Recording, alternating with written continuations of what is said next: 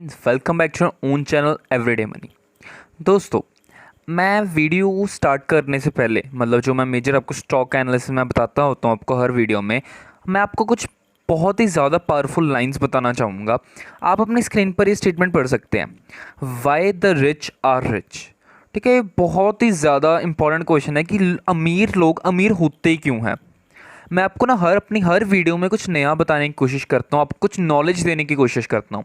मेरा मकसद सिर्फ ये नहीं है कि मैंने आपको कुछ बता दिया, आपने इसको बाय कर लिया, प्रॉफिट हो गया, लॉस हो गया, ठीक है, वो सब। मैं हमेशा आपको ये बताना चाहता हूँ, आपको सीखें मेरी वीडियो देखकर। ठीक है, तो आप ये स्टेटमेंट पढ़िए बहुत ध्यान से, बहुत अच्छी स्टेटमेंट लिखी है। Why the rich are rich, मतलब अमीर अमीर होता क्यों है। तो इसमें सबसे पहला point, the rich are rich not because they look rich but rather they possess the skills and strategy of the rich। ठीक है, अब कहते हैं कि रिच लोग रिच इसलिए नहीं होते कि वो रिच लोग इसलिए रिच नहीं होते क्योंकि वो दिखते रिच हैं, वो महंगे कपड़े डालते हैं, इस कारण वो रिच नहीं होते। ठीक है, वो रिच इसलिए होते हैं क्योंकि उनके पास स्किल्स हैं। आपने यहाँ पर देख सकेंगे स्किल्स वर्ड लिखा है, एंड स्ट्रेटजीज। ठीक है, ऑफ रिच। जो रिच लोग होते हैं ना, वो क्या करते हैं, वो अपने नॉलेज को एनहेंस करते जाते हैं। हम लोग क्या सोचते हैं, जो आम इंसान होता है वो कहता है यार नहीं यार, अब मेरी पढ़ाई ख़त्म हो चुकी है, अब मैंने और कुछ नहीं आगे सीखना, बस मैंने जो सीखा है मैं उसी को यूज़ करूँगा। वो गलत सोच है बिल्कुल, उससे आप कभी अमीर नहीं बन सकते। जो सही अमीर होता है ना, वो अपने नॉलेज से अमीर होता है, वो अपनी स्किल्स, वो नई नई स्किल्स सीखता है। जैसे मैं ये वीडियो बना रहा हूँ, जो लोग इस वीडियो को देख रहे हैं वो एक स्किल सीख रहे हैं, वो स्टॉक मार्केट की स्किल सीख रहे हैं। ठीक है, आप स्ट्रेटजी सीख रहे हैं, आपको कैसे इन्वेस्ट करना है, कब तक इन्वेस्ट करना है, आप स्किल्स एंड स्ट्रेटजी सीख रहे हैं। ठीक है, तो जिसने रिच बनना है उसके पास स्किल्स एंड स्ट्रेटजीज होती हैं रिच बनने के लिए, ना कि एक महंगे कपड़े उसको रिच नहीं बनाते। Second point, the rich invest their money first into the asset instead of purchasing liabilities. ये बहुत ज़्यादा इंपॉर्टेंट लाइन है। ठीक, कोई भी अमीर इंसान वो जब कोई चीज़ खरीदता है ना, वो सबसे जब उसके पास पैसा आता है वो क्या करता है, वो कोई एसेट खरीदता है। एसेट क्या होता है, जो उसको मनी बनाकर देगा। ठीक है, हालांकि वो अपनी लाइबिलिटीज़ नहीं खरीदता कभी। लाइबिलिटीज अपने एक्सपेंस, जैसे कोई कार खरीद ली, कोई घर खरीद लिया फालतू में, एक्स्ट्रा। ठीक है, कार खरीद ली, स्कूटर खरीद लिया, बाइक खरीद ली, ठीक है, महंगी कार्स हो जाती हैं या क्लोथ्स खरीद लेते हैं। ऐसी जब चीज़ें वो नहीं लेते, वो क्या करते हैं, वो कहते हैं हम लोग पहले एसेट्स में इन्वेस्ट करेंगे जो हमें पैसा बना कर देंगे पहले, फिर हम उस पैसे से अपने शौक पूरे करेंगे। हम लोग क्या करते हैं, अगर हमारे पास पैसे आए हैं ना आज, हम क्या कहते हैं, चलो यार भाई आज तो पैसे आ गए हैं, 10-20 लाख रुपए आ गए, हम महंगी कार खरीद लेते हैं। यार हम अब घर में रह रहे हैं यार, एक महंगा बड़ा अच्छा घर बनाते हैं। ठीक है, हम ये भूल जाते हैं अगर हमने एक बार बना लिया, महंगी कार खरीद ली अगर, तो उसके ऊपर उसकी मेंटेनेंस कॉस्ट, पेट्रोल खर्चे वगैरह वगैरह बहुत खर्चे उस पर लगने हैं। लेकिन अगर हम उस 20 लाख को इन्वेस्ट कर देंगे कहीं, ठीक है, तो हमारे तो पैसे बढ़ते जाएंगे ना। अगर हमने कोई कार खरीदी है घर की, उसकी वैल्यू तो कम होती जाएगी डे बाय डे, कार की वैल्यू डेप्रिशिएट होती रहनी है। लेकिन अगर उसको इन्वेस्ट करेंगे तो वो बढ़ेगी ना। तो ये सेकेंड इंपॉर्टेंट लाइन थी। अब थर्ड स्टेटमेंट पढ़िए, the rich maximize their income by increasing either their salary from their jobs और the profit of their business. वो कहते हैं कि जो रिच हैं वो क्या करते हैं, वो हमेशा ये सोचते हैं कि यार जो मेरे पास पैसा आ रहा है, चाहे वो सैलरी के फॉर्म में आ रहा है, चाहे वो बिजनेस के प्रॉफिट के फॉर्म में आ रहा है, उसको मैंने इंक्रीज करना है। हमारे इंडिया में तो वैसे भी जो लोग सैलरी में जाते हैं या बिजनेस होता है छोटा मोटा जिनका बिजनेस होता है, वो क्या सोचते हैं, यार दाल फुल्का चल रहा है बस बढ़िया, अब इससे ज़्यादा मेहनत हमने नहीं करनी ज़्यादा। ठीक है, हमारी जो सोच है वो लिमिटेड है। लेकिन जो रिच होते हैं उनको अगर 10 करोड़ रुपये मंथली भी बन रहा है ना, फिर भी वो कहेंगे कि हमें और कमाना है। ठीक है, तो आपको अपनी जो भूख है ज़्यादा कमाने की, उसको हमेशा ज़िंदा रखना है, तभी आप रिच बन सकते हैं। ओके, लास्ट लाइन जो सबसे इंपॉर्टेंट है, the rich build multiple income streams to diversify their income. इसका मतलब क्या है कि जो रिच लोग होते हैं ना, वो बहुत सारी सोर्सेज इकट्ठी करते हैं इनकम की। वो कभी भी किसी भी रिच इंसान की जो इनकम है वो सिर्फ एक जगह से नहीं आएगी, सिर्फ उसके बिजनेस या उसकी जॉब से नहीं आती। उसकी जो बिजनेस सोर्सेज होते हैं वो बहुत सारे होते हैं। ठीक है, हम लोग क्या करते हैं, ठीक है, एक अगर हम आम इंसान की बात करें, सपोज कर लें एक ए पर्सन है, ठीक है, वो अपना मेजर जो इन्वेस्टमेंट करता है, इन्वेस्टमेंट सॉरी कहना, जो उसकी जो सैलरी आ रही है, सपोज मंथली 30,000 आ रही है, तो वो क्या करता है, वो 30,000 को स्पेंड कर देता है, वो कहीं इन्वेस्ट नहीं करता। ठीक है, ना ही वो कोई और एक्स्ट्रा जॉब कर रहा, ठीक है, ओवर टाइम भी नहीं करता, वो सिर्फ एक सोर्स पर डिपेंडेंट है, अपनी जॉब पर। अगर उसकी वो जॉब चली गई तो उसकी जो सैलरी है वो ज़ीरो हो जाएगी। ओके, जब तक काम चल रहा है उसका बिजनेस, उसकी सैलरी जहाँ से मिल रही है उसको 30,000, तब तक वो ठीक है। लेकिन अगर वो बंद हो गया, फिर रिच लोग ये चीज़ को ध्यान रखते हैं। वो कहते हैं कि हमें सिर्फ एक चीज़ पर डिपेंडेंट नहीं होना, हमारी बल्कि कई सारे इनकम सोर्सेज होनी चाहिए। अगर एक बंद होगी तो दूसरी है, दूसरी बंद तो तीसरी है, वो ये सोचते हैं। इससे क्या होता है, एक तो हमारी सोर्सेज डाइवर्सिफाई होगी और हमारी जो इनकम है वो बढ़ जाएगी। ठीक है, तो ये तो थी कुछ वैल्यूएबल लर्निंग्स। हम एक चीज़ याद रखिए कि नॉलेज सिर्फ गेन करने का कोई फ़ायदा नहीं होता, उसको इम्प्लीमेंट जब तक आप नहीं करेंगे तब तक वो नॉलेज आपके लिए वेस्ट है। अगर आपने आज ये 4 पॉइंट सीखे हैं, समझे हैं ध्यान से, तो आपको इनको इम्प्लीमेंट भी करना है अपनी लाइफ में। ये नहीं कि बस उसकी वीडियो देखी थी, हाँ भाई सुन लिया, अच्छी लगी, बस ठीक है चलो, इसका कोई फ़ायदा नहीं। You have to implement all this points. ठीक है, अब इसी लर्निंग के साथ हम बढ़ते हैं हमारे स्टॉक के ऊपर। तो फ्रेंड्स, जो कंपनी है वो उसका नाम है एल्गी इक्विपमेंट्स। ठीक है, सबसे पहले मैं आपको उसका बिजनेस मॉडल समझाऊंगा, जो मतलब कंपनी किस चीज़ में डील करती है। ठीक है, जो कंपनी के 400 प्रोडक्ट्स हैं। ठीक, कंपनी एयर कंप्रेसर्स बनाती है। ठीक है, और ये कंपनी सिर्फ और सिर्फ इंडिया में एग्जिस्ट नहीं करती। ठीक है, ये ग्लोबली एग्जिस्ट करती है। आप इसके प्रोडक्ट्स देख सकते हैं, ये एल्गी इक्विपमेंट्स का नाम है, मैंने आपको पहले ही बताया। ये उसके प्रोडक्ट्स हैं, जैसे आप देख सकते हैं ऑयल लुब्रिकेटिंग कंप्रेसर्स हो गया, ठीक है, पोर्टेबल कंप्रेसर्स। आप इसकी वेबसाइट पर विजिट करके इसके सारे प्रोडक्ट देख भी सकते हैं। ठीक है, तो आप यहाँ पर देख सकते हैं कंपनी को 60+ ईयर्स हो गए एग्जिस्ट कर रही है। ठीक है, और इसके 120+ कंट्रीज़ में ये काम कर रही है। मतलब ये जो कंपनी है सिर्फ इंडिया में नहीं काम करती, बल्कि 120+ कंट्रीज़ में। ठीक है, और आप भी आगे ये बढ़ रही हैं, मतलब काउंटिंग है, मतलब अभी और बढ़ेंगी ये। ठीक है, तो ये बहुत अच्छी बात है। अब हम एक बार ज़रा कंपनी की जो फाइनेंशियल्स हैं उस पर भी नज़र मार लेते हैं। अपनी स्क्रीन पर देख सकते हैं कि जो कंपनी का मार्केट कैप है वो 6,497 करोड़ का है, मतलब बहुत अच्छा खासा मार्केट कैप है। ठीक है, जो इसकी बुक वैल्यू 25.9 के, डिविडेंड यील्ड 0.39। ठीक है, return on capital employed and return on equity, please ये चीज़ यहाँ पर नोट की, इसका जो अब फिलहाल है 16.6 है रिटर्न ऑन कैपिटल एम्प्लॉयड। ये आपको एक बार याद रखना। आप वीडियो को आप जो एंड पर देखें, मैं आपको बहुत अच्छी चीज़ बताने वाला हूँ रिटर्न ऑन कैपिटल एम्प्लॉयड की। ठीक है, इसकी फेस वैल्यू 1 है। जो कंपनी के ऊपर डेट है, जो कंपनी के ऊपर कर्जा है, वो इस टाइम 104 करोड़ का है। ठीक है, और मतलब ये कोई ज़्यादा कर्जा नहीं है, क्योंकि कंपनी के पास फ्री कैश फ्लो भी तो है ना। मतलब 100 करोड़ के नियर अबाउट तो उसके पास कैश पड़ा है।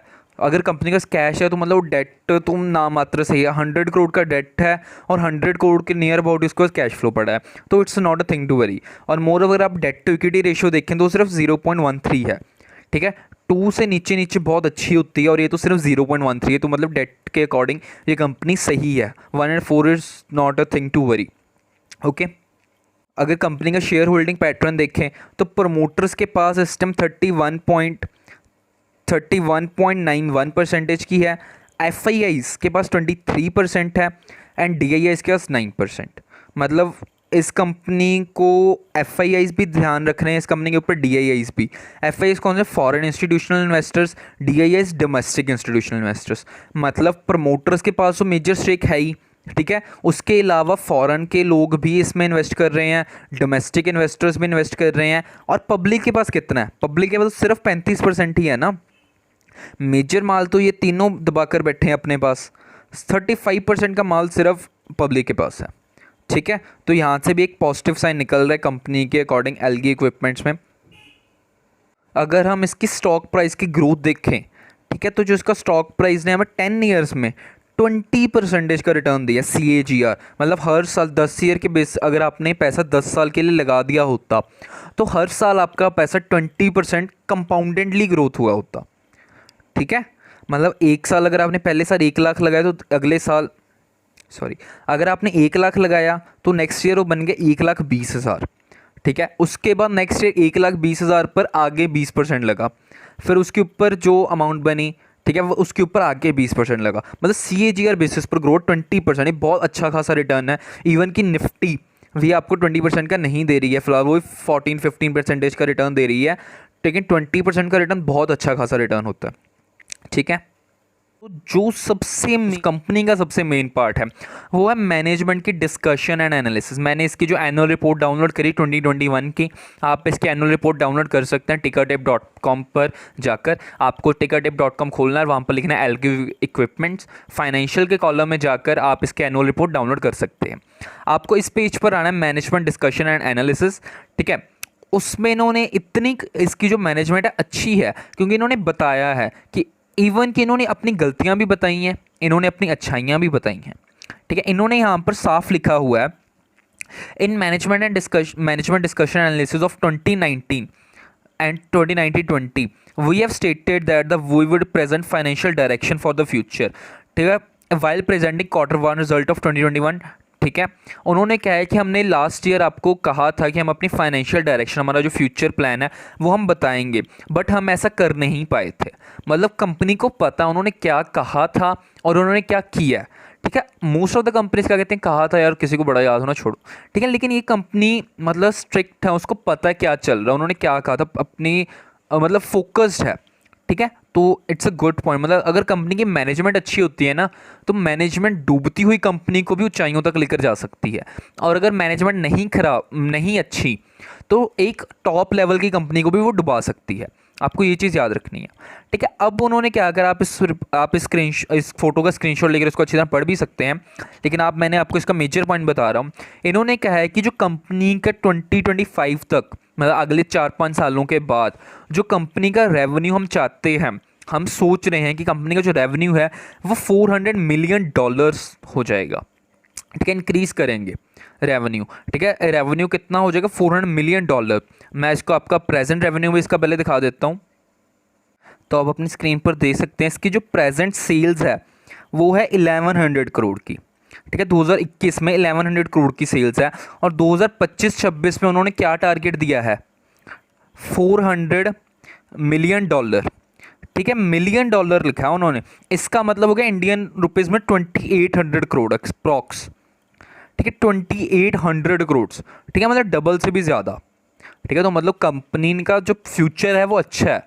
अगर कंपनी सोच रही है तो उन्होंने ऐसे तो नहीं कि तुक्के से फिगर्स लगा दी कोई, ऐसे उन्होंने पूरा डिस्कस करा, मैनेजमेंट ने पूरा सोचा, इन्वायरमेंट चेक करा, फ्यूचर देखा, कि लोगों के बारे में सोचा, एनालिसिस किया, फिर उन्होंने ये बताया कि हम इतना ग्रो हो सकते हैं, ठीक है। तो आपको नहीं लगता अगर एक कंपनी का रेवेन्यू इतना ग्रो होगा तो इसका शेयर प्राइस इंक्रीज होगा? ऑब्वियसली होगा, ठीक है। तो अगर आप इस कंपनी में एक लॉन्ग टाइम पोजीशन बनाओगे ना, तो आपका जो पैसा है वो 3-4 गुना भी हो सकता है। सॉरी, तो आपको जो पैसा 3-4 गुना हो सकता है, मतलब आपको कितना ज़्यादा प्रॉफिट हो सकता है। बस आपको क्या करना है, आपको इसमें लॉन्ग टाइम के लिए बने रहना है।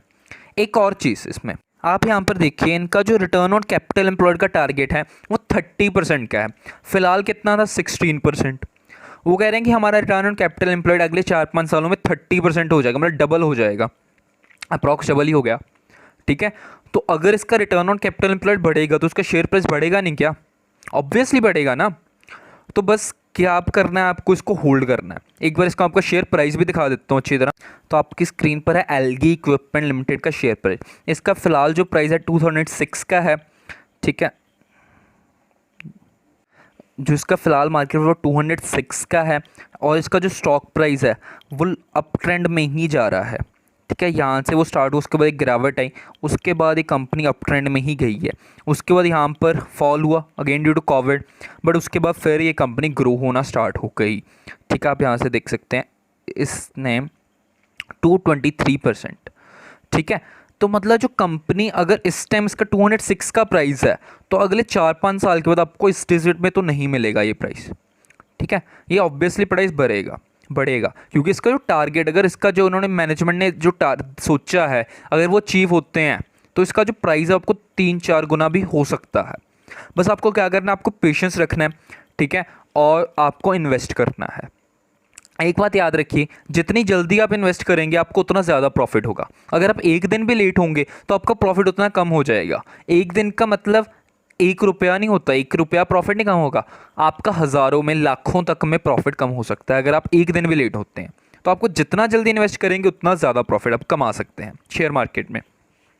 मेरी वीडियो ऑल दो लंबी हो जाती है थोड़ी, बट अगर मेरी आप वीडियो आप ध्यान से सोचोगे ना, सुनोगे, तो आपको बहुत अच्छी लर्निंग्स मिलेंगी इस वीडियो में। ठीक है, तो आज की वीडियो में बस इतना ही। जो लोग स्टॉक मार्केट में नए हैं वो अपना अकाउंट ओपन कर सकते हैं अपस्टॉक्स में। बहुत ही ईजी टू यूज़ एप्लीकेशन है, विद इन 3 डेज़ आपका अकाउंट ओपन हो जाता है। और इसमें जो फिलहाल ओपनिंग चार्ज है वो 117 के हैं, जिसमें 18% GST इंक्लूडेड है। तो आप अपना अकाउंट अपस्टॉक्स में ओपन कर सकते हैं। Thank you.